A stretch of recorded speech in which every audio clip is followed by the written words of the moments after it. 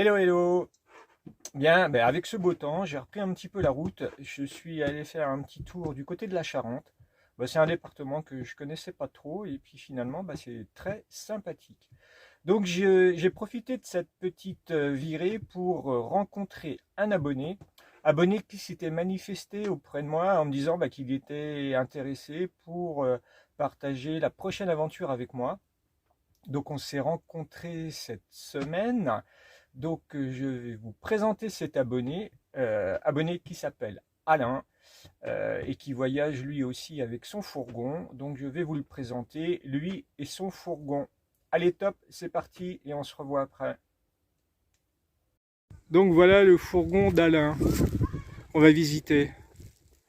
Voilà déjà à l'extérieur, c'est un Fiat Ducato de 2004-5. Non 4. 2004. Il est tout beau, on dirait qu'il est tout neuf. Avec des beaux paysages.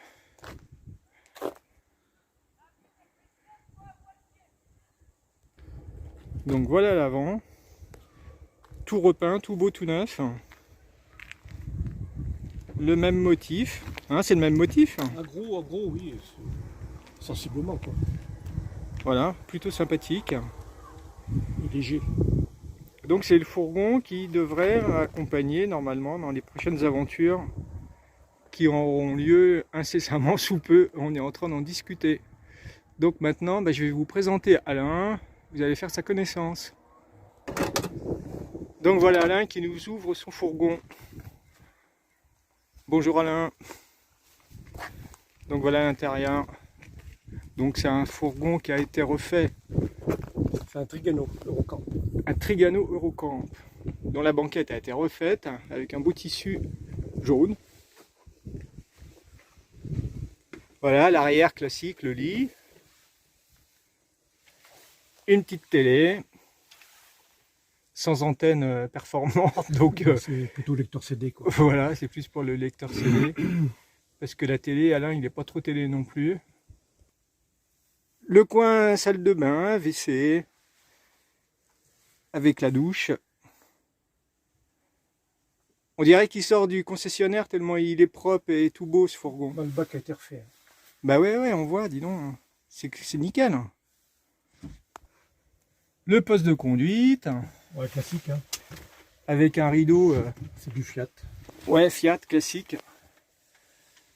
Fiat Ducato, c'est les mêmes que les jumpers, c'est à peu près pareil. Mais il est vraiment nickel ce fourgon. La carte sur le siège passager, ça c'est un indispensable quand on voyage un peu. Un rideau pour bien s'isoler de l'humidité, du froid, et puis avoir plus chaud dans la partie où on vit. Très bien pensé tout ça. Donc voilà, je vous présente Alain. Là on est dans mon fourgon. Donc Alain qui vient de l'Allier. De Saint-Yor. De Saint-Yor, voilà. Entre Vichy et Clermont. Donc là on s'est retrouvé, on est à Oradour-sur-Glane où on s'était donné rendez-vous pour faire connaissance avant de partir pour une destination qui n'est pas encore fixée aujourd'hui, mais on va en discuter et savoir quand est-ce qu'on peut partir. Donc Alain est comme moi, il a pas mal de temps libre, il aime bien voyager, il a l'habitude de voyager en fourgon. Avant il voyageait en moto pas mal. Oui, pendant 40... Enfin j'ai toujours ma moto, mais maintenant je vais m'en servir. Ouais. Sinon je fais de la moto depuis 1979. Ah donc ouais. Ça fait plus de 40 ans. 40 ans, d'accord. Et le fourgon, donc c'est ton premier fourgon celui-là? C'est mon premier fourgon, oui. Je l'ai acheté pendant le Covid. Ah ouais, classique. Et du coup, j'ai pas roulé beaucoup, puis bon, j'avais des contraintes aussi, et donc maintenant ça se libère, et ça sera plus facile. On a tous nos contraintes malheureusement. Oui.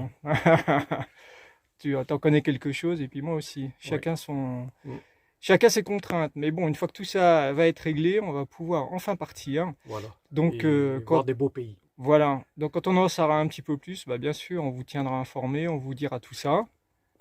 Mais pour le moment, c'est encore à l'état de discussion, on va dire. Oui.